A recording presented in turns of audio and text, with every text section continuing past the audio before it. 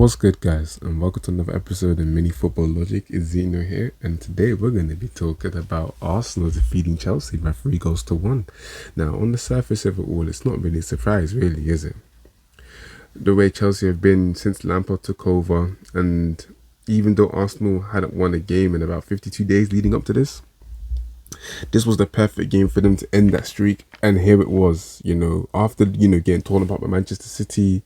If you haven't listened to that episode, by the way, episode 77, I think it is, you might as well check it out. Nonetheless, after getting ripped apart by Manchester City, this was the perfect game. An out of form, out of touch side that don't know what the hell they're doing, managed by a coach that's just gotten too familiar with the feeling of losing and doesn't know how to turn it around, and having to take over a squad with so many damn players, it's impossible to even decide what 23 players to take for the match day squad.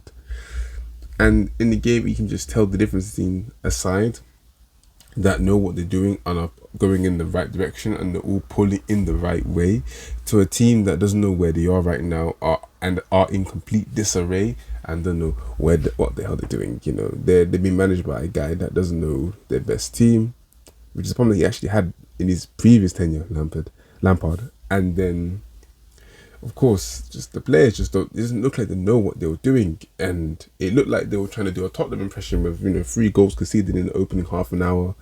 It wasn't looking good, but fair play. Luckily for Chelsea, Arsenal took their foot off the gas, kind of what Liverpool did against Tottenham, and of course Tottenham punished them somehow. But Chelsea obviously aren't as good enough to do that, and as a result, the game kind of petered out in the second half. Madueke managed to nab a goal. A little consolation, but they never looked like coming back into it. Watching the game, you can feel that the commentators were trying to hype it up and say there might be a comeback on the cards, but there was never going to be a comeback. Chelsea are completely out of form, out of touch. The same amount of points as Bournemouth, even though I know they played less games. It's a horrible situation for them, and the fact they got Nottingham Forest and Bournemouth next, and we can't even be sure that they're going to win those games. Never mind. Yeah, you can't even be sure that they're going to win those games. You're thinking maybe a draw will do. Just something to stop the rot. It's 6 consecutive losses since he became in charge, Lampard. It's just, right now, he's not turning the tide in the right direction, and it feels that Chelsea would be better off giving Potter the time he deserved, rather than get rid of him, completely cut the project short, and then get this guy in charge, and he's just continuing to make them lose more, because, he got into the knack of losing at Everton, and he is a man, and he is a coach with many deficiencies. He was exposed at Everton. He didn't do anything to be worthy of even having a better job than that. And yet here he is at Chelsea, because obviously he's a Chelsea legend, and he had that one decent season in his first campaign in charge of Chelsea where he did it right with the academy players. And obviously I'm not a Chelsea fan, but as an outsider looking in, and obviously my brother supporting Chelsea, I have a vested interest in them through him. So with that in mind, it's frustrating to see how Chelsea bought all of these damn forwards and they cannot score a goal to save their lives. But that's what happens when you buy forwards and not strikers. Yeah, as we know, there's a difference between forwards and strikers. And right now you can really see the difference, having Ja Felix, Modric, Madueke, having all these players signed up, but only signing for Fofana, who's improving at the highest level, although he has bags of potential and deserves to get more time than he has gone.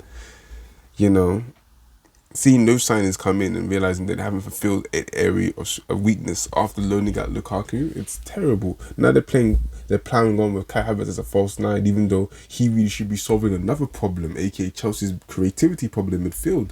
Having a midfield of Kovacic, Kante, and Enzo can be effective, but in a game like this where they end up having to chase it, you need a player in there that's more of an attacking force. I know Enzo's kind of a deep line playmaker sort of guy, dynamic CDM sort of thing, but you need somebody like a Kai Havertz, maybe?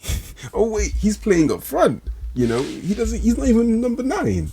Lampard was talking about how he needs a number 9 to play in his system, and yet here he is subbing off Aubameyang, who was horrendous in the first half, and then a completely non-existent, and then replacing him with Havertz. It just doesn't make sense. Maybe he should just put him for Fofana instead. What's the worst that could happen putting him on there? It's not like he's not going to give it his all, Carney Chukwuemeka, I don't know if he's injured or not, he deserves a chance as well.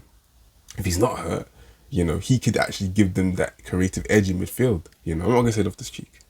Maybe even Ziyech in that role. I'm just saying, Chelsea need to, if you're going to play that 4-3-3, as Tottenham learned in the game against Newcastle, you want to have a balanced midfield three. Of course, you might have two that might do more of the defensive work, but you also want one guy in that midfield to at least have the ability to unlock defenses with their passing ability and their creativity. You don't want to have a midfield where you just literally, Chelsea just had the three midfielders. You had the Kante and Kovacic, who are very similar midfielders, box to box, kind of dynamic midfielders that can carry the ball forward. Kante, of course, has that amazing defensive edge about him, but he hasn't been quite the same since his injuries. And Kovacic hasn't been quite the same full stop. Especially as you thought watching him at the World Cup, Chelsea have a great midfielder in there, but I guess being in a team this bad, it drags you down, doesn't it? It drags you down. But let me stop talking about Chelsea. Let's talk about Arsenal for a sec. Of course, Arsenal didn't really have to do much. This is a team that obviously had a tough run because, competing for the title ain't easy. They're a young squad and they've completely overachieved expectations this season, and reality started to hit them and they started to show their true level. And now they've dropped like a stone in terms of form. But they've been able to turn it around in this game and take advantage of a really weak-looking Chelsea team and weak-looking Chelsea performance. And Odegaard, of course, was a star man. He's been amazing all season. 14 goals this season. Incredible. He's been an absolutely huge influence on that team. Everyone talks about Saka, Martinelli, even Jesus. People are talking a little bit more about Odegaard, but I feel like I have all those attacking players that have been so amazing for them this season. He might be the one.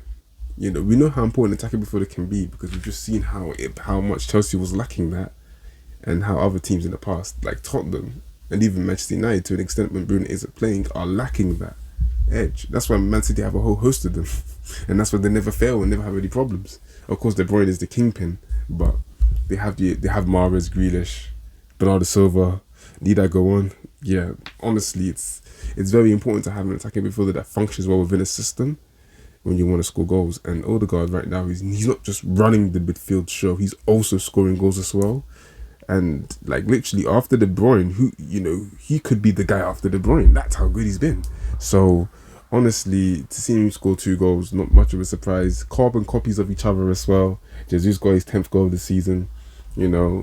Obviously I am a critic of how little Jesus scores, but I am a big fan of the impact he has in matches without him scoring, and that's what balances him out in a way. His ability to work hard on the pitch and to make a difference that way with his runs and his impact on the game when he gets the ball and stuff. It kind of does balance out the lack of goals he scores, especially if you have Odegaard scoring 14, Saka scoring 12, Martinelli scoring 15. It doesn't matter as much. So he's in a perfect place for him now to show off his skills and to be the best player he can be. Overall, it was another solid Arsenal performance. Of course, they're going to be upset by conceding the goal, but they haven't kept a clean sheet since Saliba got injured. We all know that he's their best defender, their best centre-back. So it's no surprise that since then they've been kind of unstable in that regard, because they even let bloody Chelsea score, and Chelsea don't score often anymore. But of course, they found a way. But all in all, Chelsea at this point have to just aim to finish in the top 10, and even then that looks unlikely. While Arsenal, on the other hand, they go back to the top of the Premier League. But as we know, Man City have those 2 games in hand, and really it's back to the wall stuff and just hoping that Manchester City slip up, which unfortunately they rarely do. But overall, they should be happy with their bounce back ability and the way they've brought themselves back into it and tried to turn the momentum their way. And the title race isn't completely done yet. I think I'm going to end it here. Hope you guys enjoyed listening or watching. And I'll catch you guys in the next episode of Mini Football Logic. Mini Logic.